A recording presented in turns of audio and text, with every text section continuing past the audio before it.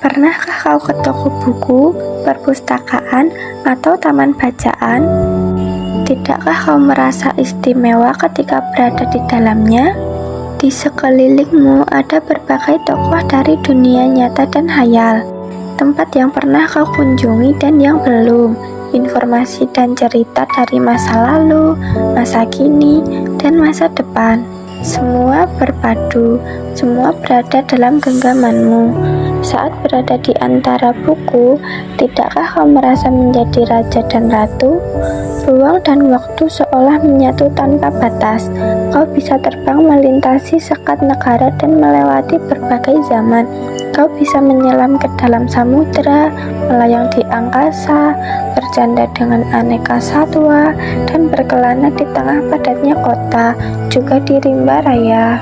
Kau tahu, buku adalah jendela dunia, kunci pengetahuan dan pintu wawasan. Muhammad Hatta, sang proklamator, berkata, "Aku rela dipenjara asalkan bersama buku, karena dengan buku aku bebas." Melalui buku, manusia terbebas dari ketidaktahuan. Tempat-tempat yang dipenuhi buku adalah harapan berkembangnya pengetahuan dan wawasan. Apa jadinya jika kota tanpa buku? Pantaskah dia disebut kota?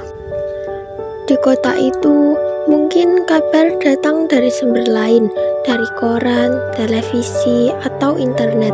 Mungkin informasi dan cerita datang dari cerita nenek moyang, bagai dongeng-dongeng sebelum tidur.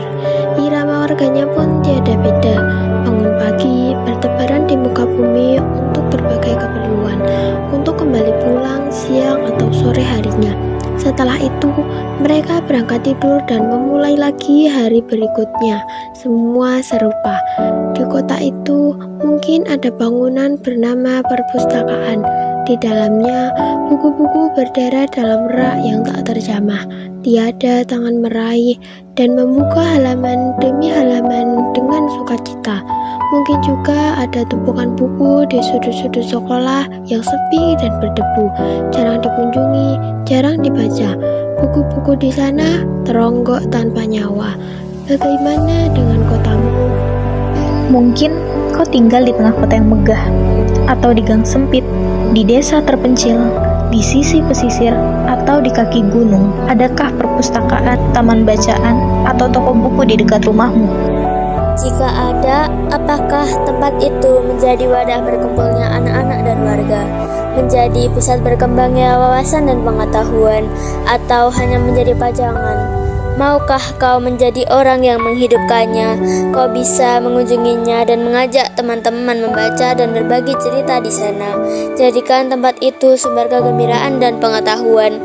Jika tempat itu belum ada, maukah kau menjadi orang yang mulai menghadirkannya? Kau bisa memulainya dari sebuah sudut di teras rumahmu. Ajak teman-temanmu memulai langkah baru.